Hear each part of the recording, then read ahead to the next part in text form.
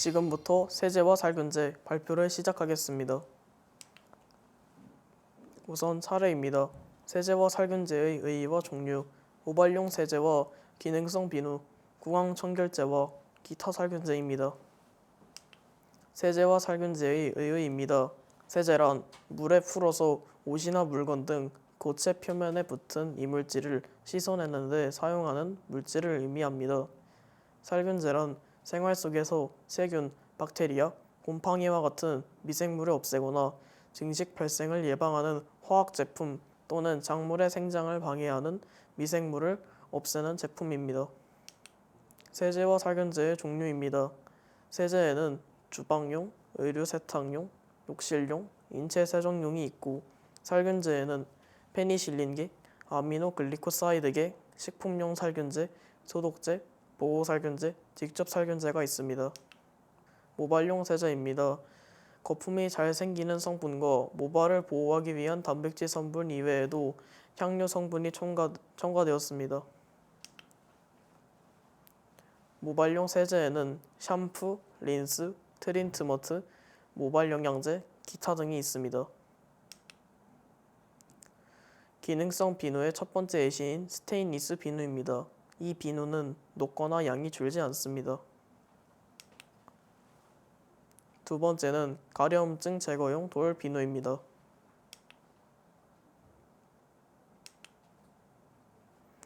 다음은 구강청결제입니다. 입안을 헹궈 깨끗한 상태로 만드는 약을 의미합니다. 구강청결제의 주성분으로는 세틸피리디늄, 염화물수화물, 에센션 오일, 플루오린화 나트륨, 클로르헥시딘, 글루코네이트가 있습니다. 구강청결제의 효능으로는 입냄새를 제거하고 항치태 작용, 잇몸 질환 억제 능력을 가지고 있습니다. 또한 칫솔을 목구멍까지 밀어넣어 골고루 닦는 사람은 없으므로 구강청결제의 효능으로는 입냄새를 제거하고 항치태 작용, 잇몸 질환 억제 능력을 가지고 있습니다. 또한 칫솔을 목구멍까지 밀어넣어 골고루 닦는 사람은 없으므로 구강청결제의 목구멍까지 광범위한 소독이 효과적입니다. 다음은 기타 살균제입니다. 기타 살균제에는 습기를 제거하는 제습제와 잡초를 제거하는 데 사용되는 제초제, 천연살균제가 있는데요. 천연살균제에는 베이킹소다, 구연산, 식초, 계피가 있습니다. 안녕하십니까. 부용중학교의 우지훈입니다. 제가 발표할 주제는 깨끗한 물과 깨끗한 공기 그리고 화장품과 의약품을 맡게 되었습니다. 그럼 지금부터 발표를 시작하도록 하겠습니다. 세 번째 주제는 깨끗한 물과 깨끗한 공기입니다. 목차로 보게 된다면 첫 번째 정수이고 두 번째는 정화된 공기입니다. 마지막으로 신재생에너지가 있습니다. 먼저 물부터 보도록 하겠습니다. 물이란 산소와 수소가 결합하여 생기는 화학물질로서 생명을 구성하는 요소 중 하나입니다. 하지만 최근 무분별한 개발 및 생활 폐수의 증가로 오염물질 및 생성물이 나오게 되었는데요. 이와 같은 표가 아래에 정리되어 있습니다. 다음은 정수처리 과정입니다. 정수처리 방법으로는 여러 과정들이 있지만 대표적으로 4가지 정도가 있는데요. 먼저 응집을 시켜서 덩어리들을 모으고 여과 및 침전 방식을 통하여서 덩어리들을 가라앉힙니다. 또한 세균 등 미생물들은 살균 과정을 거쳐서 소독하며 가정으로 공급됩니다. 다음은 이러한 노력을 하였음에도 불구하고 물이 안 나오는 상황이 발생을 한다면 큰 악영향이 끼치기 때문에 이를 막고자 만들어진 수자원 확보 방안입니다. 수자원 확보 방안으로는 대표적으로 인공강우와 중수소를 이용한 원리들이 있는데요. 인공강우의 원리로는 구름 속에 있는 드라이 아이스나 아이오디나 은 같은 것들을 인위적으로 뿌려서 비가 오게 하는 것입니다. 하지만 이것을 과도하게 사용한다면 다른 곳에 악영향을 미친다는 단점이 있습니다. 다음은 해수 담수화입니다. 바닷물을 담수로 만드는 과정을 이르는 말로 가장 많이 사용되는 방식으로는 역삼투법이 있다고 합니다. 표면 장력은 액체의 표면이 스스로 수축하여 되도록 작게 있으려는 성질이며 가장 효율적인 형태가 구라는 특징이 있습니다. 다음은 공기입니다. 공기는 지구를 둘러싼 기체인데요. 최근 기후 악화로 인해서 공기를 정화하기 위한 많은 기술들이 개발되고 있다고 합니다. 이 기후 악화에는 지구 온난화가 포함되어 있다고 하는데요. 지구온난화란 지표 부근의 온도가 장기적으로 상승하는 현상을 일컫습니다. 이와 별개로 대기오염의 예로는 중국 동부의 오염원이 황사를 타고 한반도와 피해를 주는 대기오염의 예시 사례가 있습니다. 이 기후악화에는 지구온난화가 포함되어 있는데요. 지구온난화란 지표 부근의 온도가 장기적으로 상승하는 현상을 말합니다.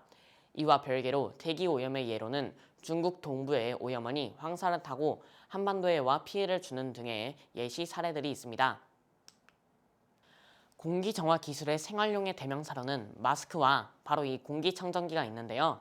공기청정기에는 대표적으로 세 가지의 방식으로 나누어져 있습니다.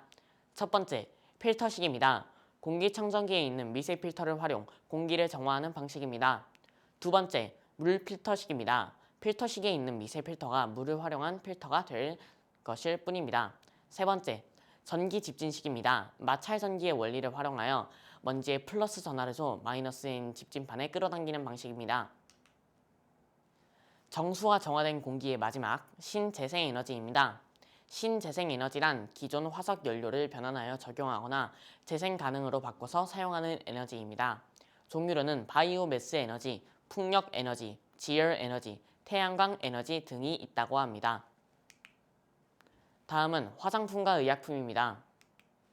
목차를 보시게 된다면 첫 번째 순서로 화장품, 그리고 두 번째 때 의약품을 한다는 점 안내하겠습니다. 화장품, 인체를 미화시켜 얼굴의 결점을 감추어서 매력적으로 보이게 하거나 피부 등의 질감을 유지 또는 채취를 감추기 위해 쓰이는 물질입니다. 사전에 명시되어 있는 화장품의 정의인데요. 하지만 저희가 수업에서 배운 화장품 중에서 의약품과 화장품의 합성 요소인 코스메슈티컬이라고 합니다. 코스메슈티컬은 기능성 화장품의 전문적인 의약품의 치료 기능을 주입한 제품으로서 1986년 피부과 전문의인 엘버트 클리그만에 의하여 정립되었다고 합니다. 화장품의 종류로는 어린이용, 목욕용, 인체 세정용, 눈 화장용, 방향용, 연모용, 색조 화장용, 두발용, 기타 등등이 있다고 합니다. 다음은 바이오 화장품입니다.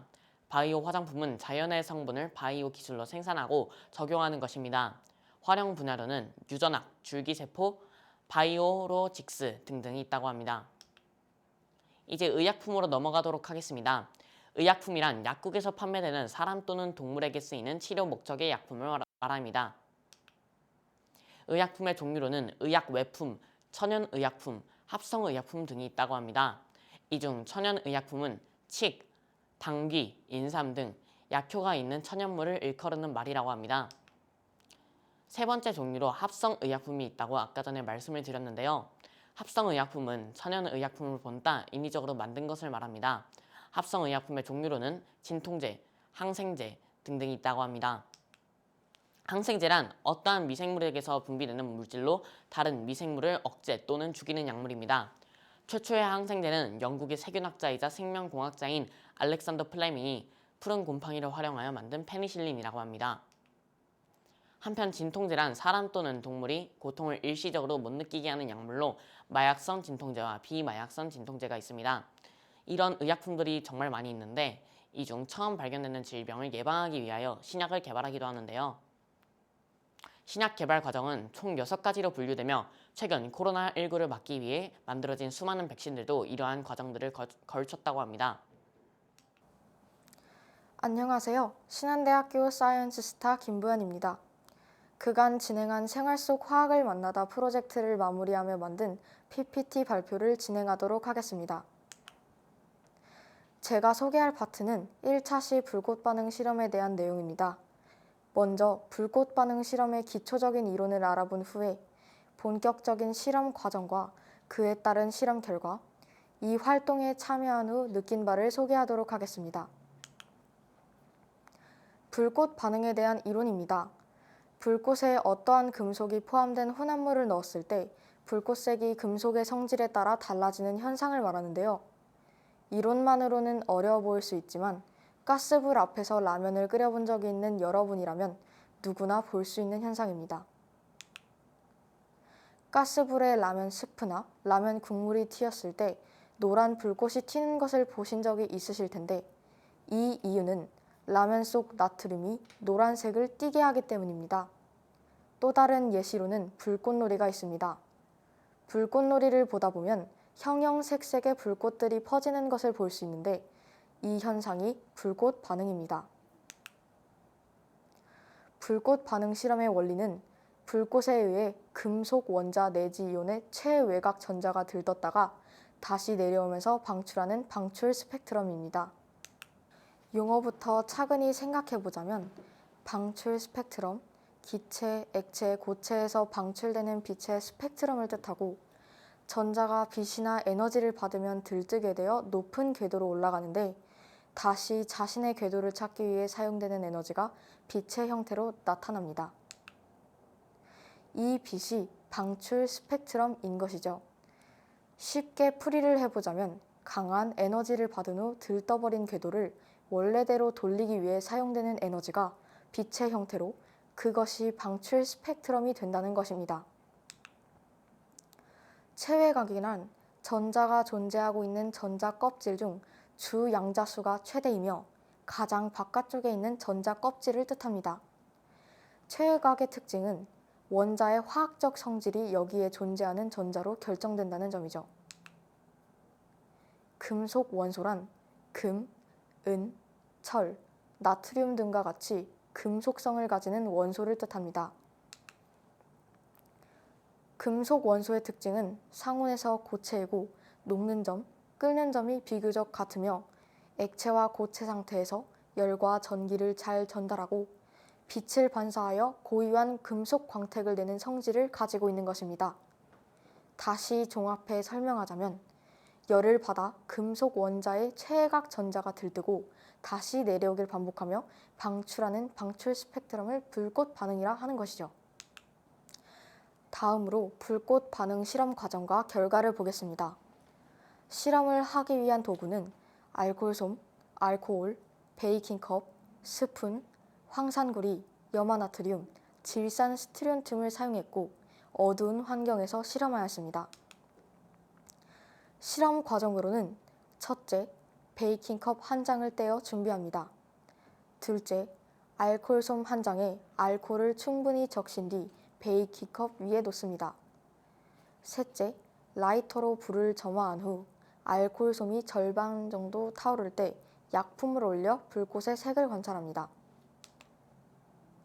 실험 과정을 촬영한 사진입니다. 보시는 바와 같이 붉은색과 주황색의 빛을 띠는 불꽃을 보실 수 있습니다. 실험 중 알게 된 사실로는 솜에 알코올을 가장 많이 묻히고 탄 부분이 반쯤 보였을 때 불꽃이 가장 강하기 때문에 그 시점에 약품을 넣어야 한다는 것이고 이 약품은 겉불꽃에 넣어야 색 확인이 잘 된다는 점입니다. 겉불꽃은 가장 열이 강하고 색이 투명에 가깝기 때문에 겉불꽃에서 가장 색 확인이 쉽습니다. 다른 점으로는 물질의 종류가 다르더라도 불꽃색이 같으면 같은 원소가 포함되어 있다는 것입니다. 사이언스 스타를 진행하는 동안 생활 속에서도 쉽게 화학을 접할 수 있다는 점과 어려워 보이는 이론도 일상 언어로 나타낼 수 있다는 점이 매력적이었던 것 같습니다. 화학은 마냥 어려운 과목이며 접할 일이 없다고 생각했던 저를 바꾸어준 계기인 것 같고 같은 팀원들과도 화합이 잘 맞아 완성된 결과라고 생각합니다. 발표 마치겠습니다. 감사합니다. 안녕하세요. 토목섬유 분야를 맡은 부영중학교 양하준이라고 합니다. 일단 목차입니다. 첫 번째론 토목섬유의 정의, 두 번째론 토목섬유의 요구조건, 세 번째론 토목섬유의 종류, 네 번째론 토목섬유 사용 시 주의사항을 발표하도록 하겠습니다. 토목섬유의 정의입니다. 토목섬유란 흙, 모래, 자갈 등 환경에 사용되는 토목공사의 시공시설과 밀접한 관계가 있는 제품이며 타 재료와 함께 사용하여 합성 재료나 천연 재료로 만들어진 직물 형태 또는 3차원 압출성형 구조 제품입니다. 토목섬유의 요구 조건입니다. 첫째, 오랫동안 흙 속에 매설되어도 본래의 특성이 변하지 않을 정도로 내구성 및 화학성이 강해야 합니다. 둘째, 운반 및 시공에 용이해야 합니다. 셋째, 강도, 신율 및 투습성을 갖추어야 합니다. 넷째, 가격이 저렴해야 합니다. 다음은 토목섬유의 종류입니다. 첫 번째 섬유는 지구 텍스타일입니다. 지구 텍스타일은 십자 형태로 교차된 섬유입니다. 지오텍스타일은 물의 전달성이 큰 배수 기능을 하고 흙의 유출을 막고 물만 통과시키는 필터 기능이 있습니다. 그리고 세립 재료와 조립 재료의 혼합을 막아주는 분리 기능이 있습니다. 지오텍스타일은 주로 목공 공사 시 집안 보강용으로 사용합니다. 다음은 지오그리드입니다. 지오그리드는 격자 모양으로 생긴 섬유입니다. 지오그리드의 특징은 인장 강도가 있고 도류 구조물의 안정에 도움을 줍니다. 지오그리드는 주로 도로나 제방 등을 보강하는 데 쓰입니다. 다음은 지오네트입니다. 지오네트는 벌집 모양으로 생긴 섬유입니다. 지오네트는 부식이 강하고 높은 인장 강도를 가졌습니다.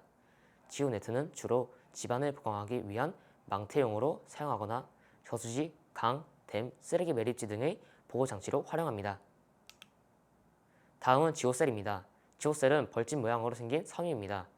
지오셀의 특징은 지오셀의 속에 체험제를 넣음으로써 복합 구조체의 강성과 지지력을 극대화시켜줍니다. 지오셀의 용도는 연약한 집안이나 급경사면 등의 안정에 활용됩니다. 다음은 지오 멤브레인입니다. 지오 멤브레인은 넓고 물을 투수시키지 않는 시트 형태로 되어 있습니다. 지오 멤브레인의 특징은 물을 통과시키지 않는 방수 및 차단 기능을 가졌다는 것입니다. 지오 멤브레인은 주로 저수지나 호수의 피복 쓰레기 매립지 조성 재료로 활용됩니다. 다음은 토목섬유 사용 시 주의사항입니다. 첫째, 품질이 확인된 재료에 한해서 사용해야 합니다. 둘째, 각각의 재료의 특성을 반드시 확인하고 용도에 적합한 재료를 사용해야 합니다. 셋째, 직사광선에 장시간 노출되면 재질이 변할 수 있으므로 반입하거나 보관할 시 직사광선으로부터 보호할 대책을 세워야 하겠습니다. 안녕하세요. 저는 오늘 생활 속 다양한 섬유를 알려드릴 발표자 염동국이라고 합니다. 오늘 배울 것은 섬유, 가몬 변색과 감광 변색 등이 있습니다. 섬유는 대단히 길고 가늘며 연하게 굽힐 수 있는 천연 또는 인조의 선상 물체입니다. 섬유의 종류에는 크게 천연, 인조 섬유로 구분하며 천연 섬유는 다시 식물성, 동물성으로 구분합니다. 섬유의 단면 구조는 다양한 형태 등이 많습니다. 신소재의 정의란 기존에 있던 원리 등을 이용하여 새로운 것을 만드는 것을 정의하는 말입니다. 섬유 신소재는 신합성 소재, 혼방 섬유, 천연 소재 등을 모두 일컫는 말입니다. 섬유와 신소재가 탄생한 이유는 경제, 시장들의 요인을 받아서입니다. 가몬 변색과 감광 변색 소재입니다. 가몬 변색과 감광 변색 소재는 통틀어서 카멜레온 섬유라고도 하는데 외부 환경에 적응하여 온도에 따라 색이 변하면 가몬 변색 소재, 빛에 따라서 색이 변하면 감광 변색 소재라고도 합니다.